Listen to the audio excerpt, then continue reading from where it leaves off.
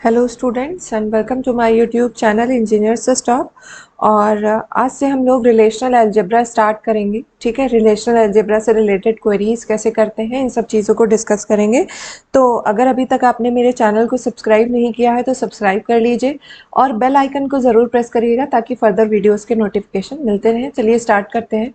तो सबसे पहले रिलेशनल अलजेब्रा के बारे में अगर हम बात करें तो आपका रिलेशनल अलजेब्रा एक प्रोसीजरल लैंग्वेज होता है। प्रोसीजरल लैंग्वेज होने का ये मतलब है कि ये लैंग्वेज पहली चीज तो ये भी बताएगा कि हमें क्या परफॉर्म करना है और इसके साथ साथ इसे कैसे परफॉर्म करना है ये भी इस साथ में ये बताएगा। ठीक है, तो इसीलिए हम इसको प्रोसीजरल लैंग्वेज करते हैं क्योंकि ये बेसिकली फोकस करता है किसी भी ऑपरेशन को किस तरह से हमें परफॉर्म करना, how to perform any operation, right. और ये जो ऑपरेशंस हैं ये ऑपरेटर्स की हेल्प से परफॉर्म करता है। तो इसमें जो ऑपरेटर्स हैं कौन कौन से हैं, देखिए सेलेक्ट कमांड को हम सिग्मा से रिप्रेजेंट कर रहे हैं। ठीक है, इसी तरह ये प्रोजेक्ट के लिए सिंबल है पाई, यूनियन है, सेट डिफरेंस है, कार्टेशियन प्रोडक्ट है, रीनेम है। इसके अलावा जब भी हमें जॉइन को रिप्रेजेंट करना होता है जॉइन के लिए कुछ ऐसा सिंबल यूज करते हैं। ठीक है, जॉइन के जो वेरिएशंस हैं उसको हम आगे डिस्कस करेंगे। इसी तरह यूनियन हो गया, इंटरसेक्शन को भी हम यूज करते हैं।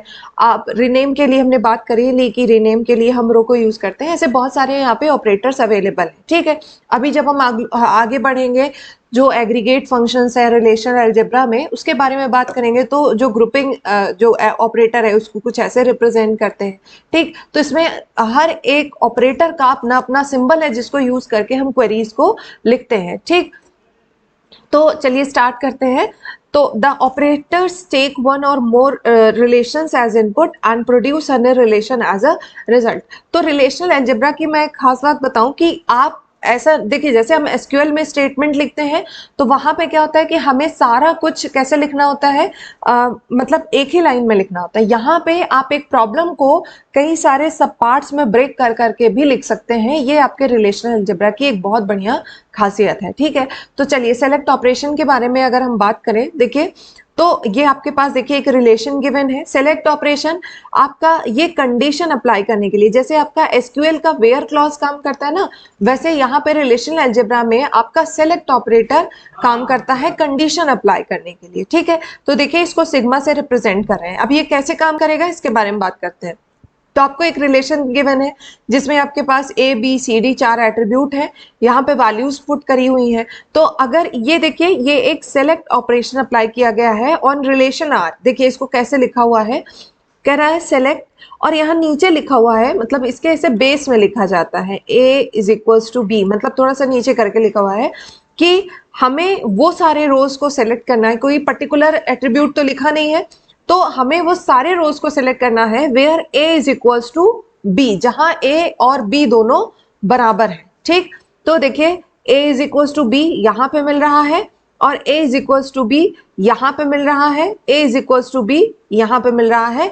ये वाले पे ये दोनों बराबर नहीं है। फिर दूसरी कंडीशन ये देखिए यहाँ पे एंड ऑपरेटर यूज किया गया है ऐसे करके, ये ऐसे। ठीक है, तो एंड ऑपरेटर जैसा आप डिस्क्रीट में यूज करते आए हैं वैसे and d is greater than 5। ठीक, तो बचे हुए में कंडीशन ये है कि d should be greater than 5।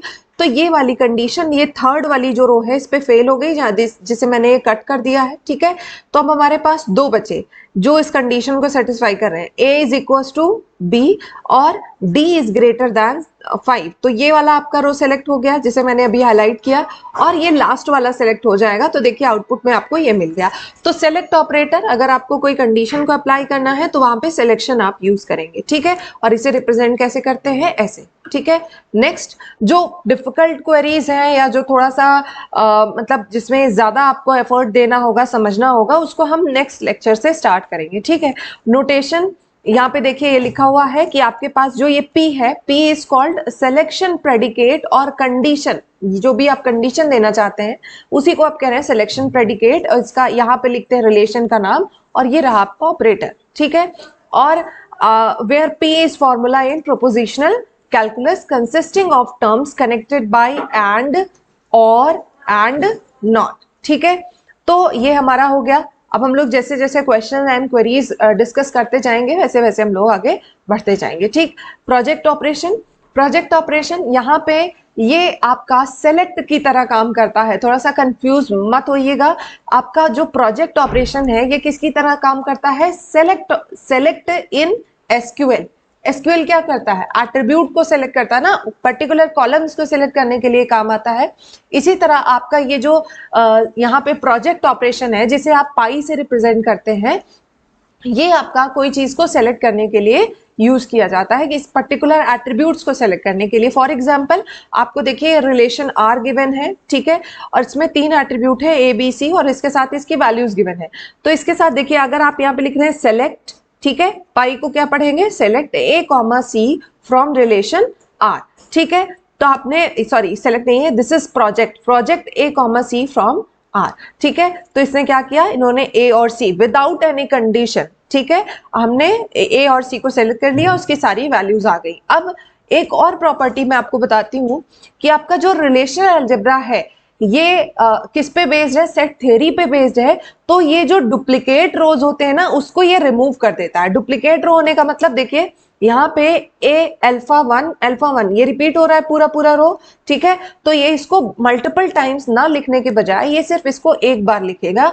ये आपके रिलेशनल अलजेब्रा की खासियत है, ये सेट थ्योरी पे बेस्ड है, ये रिपीटेड वैल्यूज को नहीं मेंशन किया करता है, ठीक है। जो वैल्यू रिपीट हो रही होगी या जो रो रिपीट हो रहा होगा इसको ये अपने आप ही रिमूव कर देगा। इसके लिए आपको कोई अलग से ऑपरेशन नहीं परफॉर्म करना पड़ेगा, ठीक है। तो देखिए इन्होंने ये 2 बार आ रहा था सेम चीज, तो इन्होंने इसको रिमूव कर दिया और ये आपका आ गया, ठीक है। तो ये हो गया हमारा प्रोजेक्ट ऑपरेशन। आगे बढ़ते हैं। प्रोजेक्ट ऑपरेशन की थ्योरी है कि इसका सिंटैक्स क्या है, किस तरह से करेंगे। प्रोजेक्ट लिस्ट ऑफ एट्रीब्यूट जिसे आपको सेलेक्ट करना है आउटपुट में जिसे आप चाहते हैं फ्रॉम रिलेशन, ठीक है, where A1 A2 are attribute name and R is the relation name, जैसा मैंने बताया, ठीक है। तो ये आपका बेसिक थ्योरी है, आप इसको नोट डाउन कर सकते हैं एग्जामिनेशन के पर्सपेक्टिव से। बाकी सारे इंपॉर्टेंट पॉइंट्स जो है मैंने आपको एड ऑन करके बता दिए हैं। अब हम आते हैं यूनियन ऑपरेशन या सेट थ्योरेटिक ऑपरेशन, ठीक है। तो पहली चीज यूनियन ऑपरेशन या इंटरसेक्शन ऑपरेशन, या फिर अगर हम बात करें आपका कौन सा वाला ऑपरेशन होता है, माइनस, ये 3 ऑपरेशन जैसे union, intersection and set difference, ठीक है, सेट डिफरेंस, इनको परफॉर्म करने के पहले आपको एक चीज पता होनी चाहिए, union compatibility. What is union compatibility? ठीक है, अगर कोई भी 2 रिलेशंस यूनियन कंपैटिबल होंगे तभी आप उस पे कोई भी सेट थ्योरेटिक ऑपरेशन परफॉर्म कर पाएंगे, ठीक है। अब यूनियन कंपैटिबिलिटी क्या होता है इसके बारे में बात कर लेते हैं। तो पहली चीज, फर्स्ट कंडीशन कि जो भी रिलेशन का आप यूनियन, इंटरसेक्शन या डिफरेंस फाइंड करने वाले हैं, मींस आर और एस 2 रिलेशन है, अगर आप इसका यूनियन और इंटरसेक्शन या फिर डिफरेंस फाइंड करना चाहते हैं तो पहली कंडीशन है कि दोनों ही रिलेशन में नंबर ऑफ एट्रीब्यूट सेम होने चाहिए। मतलब अगर यहाँ पे आर में 2 एट्रीब्यूट्स है तो एस में भी 2 एट्रीब्यूट्स होने चाहिए, ठीक है। अगर आर में 3 एट्रीब्यूट है तो एस में भी 3 attribute, means number of attributes in both of relation should be same, first condition. Second condition पे आए हम। Second condition, the domain of corresponding attribute should be same, ठीक है। मतलब डोमेन से मतलब है डेटा टाइप। आपका जैसे एक रिलेशन है, देखिए ए है बी है, यहाँ पे भी ए बी है, पहली कंडीशन तो सेटिस्फाई हो गई। दूसरा, डोमेन ऑफ करस्पॉन्डिंग एट्रीब्यूट, मतलब ये जो इधर का ए है और इधर का ये ए है, दोनों का डेटा टाइप भी सेम होना चाहिए। अगर ऐसा नहीं है तो आप यूनियन नहीं कर सकते हैं क्योंकि वो दोनों ही यूनियन कंपैटिबल नहीं है। और ये जो बी है, बी और बी इन दोनों का भी डेटा टाइप सेम होना चाहिए। मतलब जो आपके करस्पॉन्डिंग एट्रीब्यूट्स हैं उनका जो डेटा टाइप है वो हमेशा सेम होना चाहिए। तो आई रिपीट कि जो आप यूनियन कंपैटिबिलिटी 2 कंडीशंस हैं कि अगर 2 रिलेशन है तो दोनों में नंबर ऑफ एट्रीब्यूट्स सेम होने चाहिए, और जो करस्पॉन्डिंग एट्रीब्यूट्स हैं, ठीक है, जो पैरेलल एट्रीब्यूट्स है जिन्हें आप यूनियन करेंगे उनका जो डेटा टाइप है वो भी सेम होना चाहिए। तो ये हमारा हो गया यूनियन कंपैटिबिलिटी।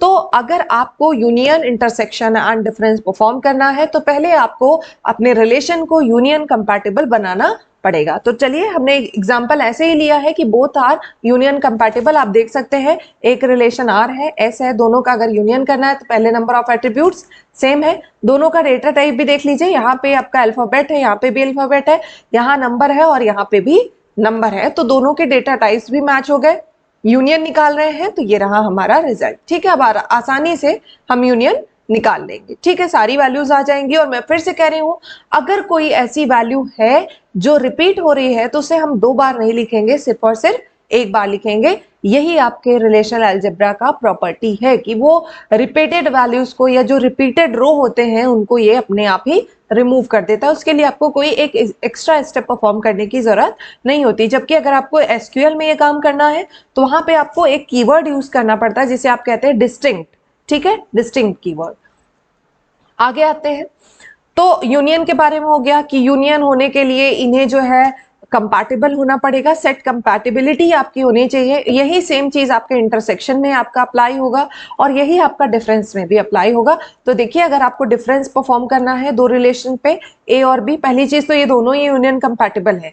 अब डिफरेंस क्या होगा, वो एट्रीब्यूट मतलब आर में वो कौन सा वाला रो है जो इसमें नहीं है। तो चलिए मैच कराते हैं। क्या अल्फा 1 यहाँ पे एग्जिस्ट कर रहा है दूसरे रिलेशन में? नहीं है, तो यहाँ पे आ जाएगा। अल्फा 2 यहाँ पे है तो ये तो माइनस हो गया, ठीक है, इसमें कट गया। और इसके बाद बीटा 1 और यहाँ पे बीटा 3 है, बीटा 1 मैच नहीं हुआ ना, यहाँ पे एग्जिस्ट नहीं कर रहा है तो ये आ जाएगा बीटा 1। तो ए माइनस बी या आर माइनस एस का ये मतलब है कि आर में वो कौन से रो हैं जो एस में नहीं है, उन्हीं को आपको आर माइनस एस में लिखना होगा। देखिए, यहाँ पे अल्फा 1 नहीं था और बीटा 1 नहीं था, तो उसी को हमने उठा के यहाँ पे रख दिया है। फिर से मैं कह रही हूं कि यहाँ पे भी आपको यूनियन कंपैटिबिलिटी को चेक करना होगा।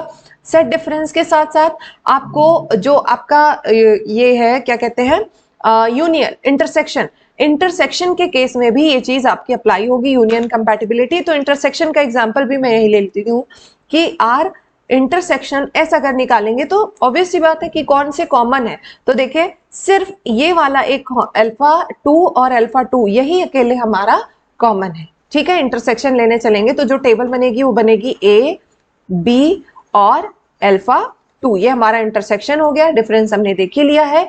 यूनियन में alpha 1, alpha 2, beta 1, alpha 2, beta 3 सारे के सारे आए एक बार, और उसके बाद जो रिपीटेड था हमने उसको रिमूव कर लिया। तो आज के लेक्चर में हम सिर्फ इतना ही डिस्कस कर रहे हैं, very basic things related to relational algebra. जो नेक्स्ट लेक्चर्स आएंगे वहां पे हम थोड़ा सा Cartesian product, join, different types of join, aggregate function, इन सारी चीजों को कवर करेंगे। तो अगर आपको वीडियो पसंद आए तो आप इसे लाइक करिएगा, मेरे चैनल को सब्सक्राइब करिएगा और दोस्तों के साथ मेरे वीडियो को जरूर शेयर कीजिएगा। Thank you guys, thank you for watching, bye bye, take care, keep watching.